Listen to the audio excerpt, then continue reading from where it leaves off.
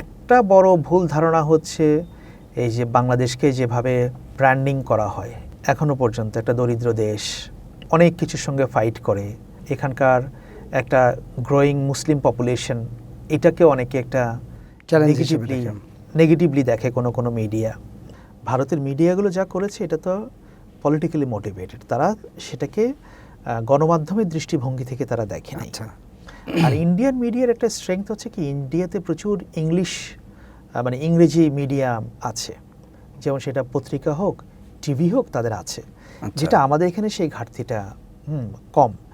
আর ভারতের সাংবাদিকরা যেহেতু বিভিন্ন জায়গায় ইন্ডিয়ান অরিজিন, অনেক জার্নালিস্টরা বিভিন্ন আন্তর্জাতিক মিডিয়াতেও তারা কাজ করে, সেটা তাদের একটা বড় অ্যাডভান্টেজ।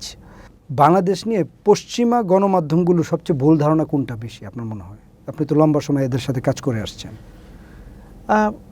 বাংলাদেশ নিয়ে আসলে কিছু প্রেজুডিস আছে যে বাংলাদেশের কেমন, যেমন ধরেন এখানের একটা বড় ভুল ধারণা হচ্ছে এই যে বাংলাদেশকে যেভাবে ব্র্যান্ডিং করা হয় এখনো পর্যন্ত একটা দরিদ্র দেশ, হ্যাঁ, যেটা অনেক কিছুর সঙ্গে ফাইট করে, হ্যাঁ, এবং এখানকার একটা গ্রোয়িং মুসলিম পপুলেশন, এটাকে অনেকে একটা নেগেটিভলি দেখে কোনো মিডিয়া, হ্যাঁ, কোথাও তো এগুলো একটা কিছু প্রেজুডিস তো বাংলাদেশ সম্পর্কে আছে, হ্যাঁ। তবে আমার ধারণা সেখান থেকে বাংলাদেশ এখন অনেকটাই হয়তো বেরিয়ে আসতে পারছে, এবং এটা একটা বড় রিজন হচ্ছে কি, যেহেতু আমরা ডেমোক্রেসির চর্চা করতে পারি নাই। যদি আমাদের ডেমোক্রেটিক কালচার থাকতো, তাহলে এইসব অনেক কিছুই আমাদের ঘাড়ে এগুলো আসতো না হয়তো, যেভাবে পলিটিক্যালি ব্র্যান্ডিংগুলো করা হয় ওইটা হয়তো হতো না। এই যে বাংলাদেশের সম্পর্কে ভারতের যে মিডিয়াগুলো একটা নেগেটিভ ধারণা ব্যাপকভাবে প্রচার করলো, এবং এটা কিভাবে দেখবেন যে আসলে এটা কিভাবে ডিফেন্স দেওয়া যায়, এবং এটা তো আসলে তাদের কাছে কিভাবে সত্যতাটা তুলে ধরা যায়, বা এটা কি সবসময় কিরকম চলবেই কিনা? এটা চলতে পারে, কারণ এটা তো politically motivated. After 5th of August ভারতের মিডিয়াগুলো যা করেছে এটা তো পলিটিক্যালি মোটিভেটেড, তারা সেটাকে গণমাধ্যমের দৃষ্টিভঙ্গি থেকে তারা দেখে নাই।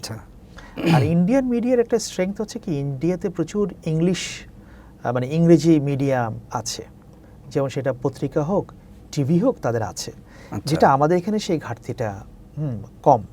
আর ভারতের সাংবাদিকরা যেহেতু বিভিন্ন জায়গায় ইন্ডিয়ান অরিজিন, অনেক জার্নালিস্টরা বিভিন্ন আন্তর্জাতিক মিডিয়াতেও তারা কাজ করে, সেটা তাদের একটা বড় অ্যাডভান্টেজ।